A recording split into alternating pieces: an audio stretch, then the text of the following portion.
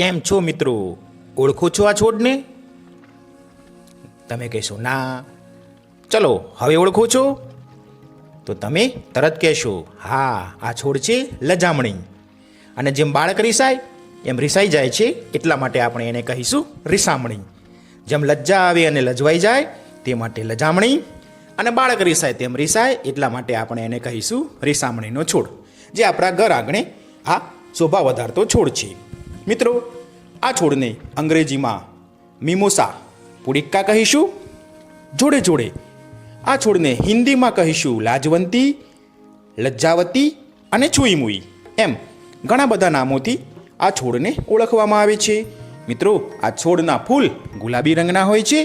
તેની ઊંચાઈ 50 થી 90 સેન્ટીમીટર. અને મિત્રો, આ છોડ ઔષધીય ગુણો ધરાવે છે, તેને તો આપણને ખબર છે. તો મિત્રો, આ છોડ ખૂબ સુંદર, રમણીય અને વારે ઘડીએ આપણે ટચ કરીએ તેવો આ છોડ. ડુ નોટ ટચ મી.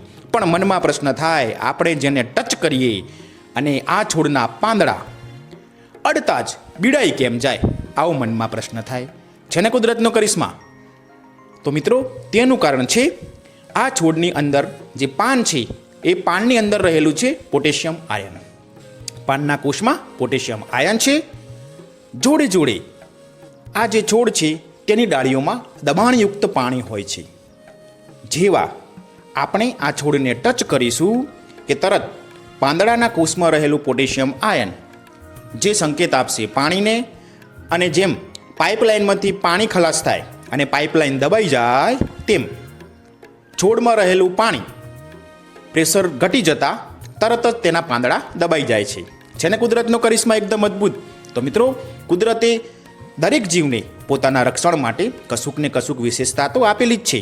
જેમ કે કાકિંડાને રંગ બદલવાની કળા, પોપટ લીલો છે જેથી પાંદડામાં આપણે જોઈ નથી શકતા, તેમ આ જે લજામણીનો છોડ છે તેને પણ કીટકો, વનસ્પતિઓ કે પ્રાણીઓથી બચવા માટે ભગવાને તેને આ સુંદર વિશેષતા આપી છે. કોઈ પણ ભય જણાય તરત જ તે પોતાના પાંદડા જેમ નાનું છોકરું રીસાઈ જાય તેમ ફિટ કરી દે છે